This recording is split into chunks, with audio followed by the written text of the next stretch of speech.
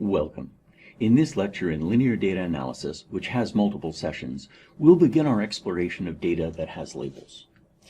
For us, a label will be categorical dependent data, and we'll explore that very briefly. Classification is the process of making predictions of categorical data from patterns that we've detected in earlier data. We'll use a confusion matrix to assess our classifications.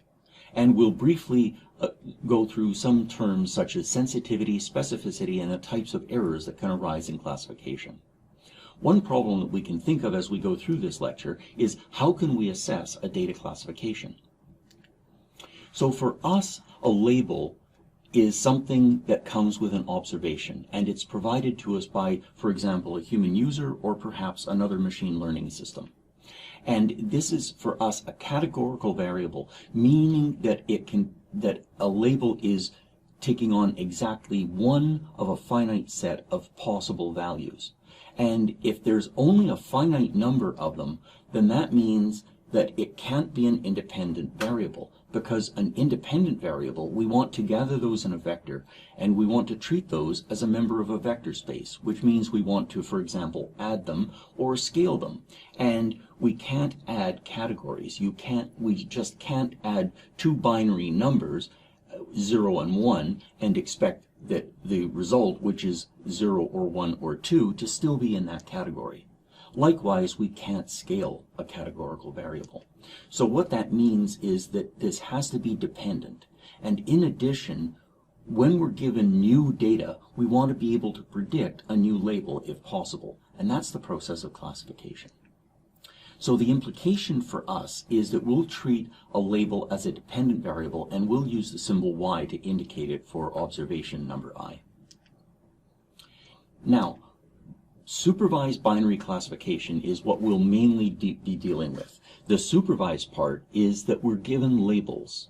The binary is that we'll suppose for now that our categories are only two. We can think of them as 0 or 1, in and out, positive or negative. And classification is that we intend to use these labels to predict the labels of new data. So we'll treat each observation as a row, and there will be n variables, n independent variables. And we'll suppose that each observation has a binary label. And for now, we'll represent these as numbers, -1 and +1. We'll have a scoring function, and a scoring function is a really important part of machine learning. And this takes an observation and it produces a real number. We've come across this already in things such as principal components analysis, which presents us with scores. And the prediction or classification or quantization, these are all terms in machine learning, and that's a map from this real number score into the categories that we have. And we can write it either as a map from a real number to our categories, or in the case of binary classification where we're using -1 and +1 as our labels, we can represent this as the quantization of a score of an observation is either +1 or -1. And this means that for each data vector, we have two possible labels and two possible predictions. This means that since we have two labels in and two labels out, we have to have up to 4 contingencies. So we'll have to explore this idea of contingencies in greater detail.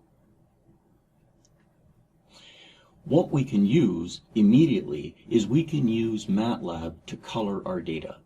Here we have the iris petals, so this is from Fisher's iris data set of 1935-1936. And here I've plotted the petal length in centimeters and the petal width in centimeters, and these are shown merely as vectors.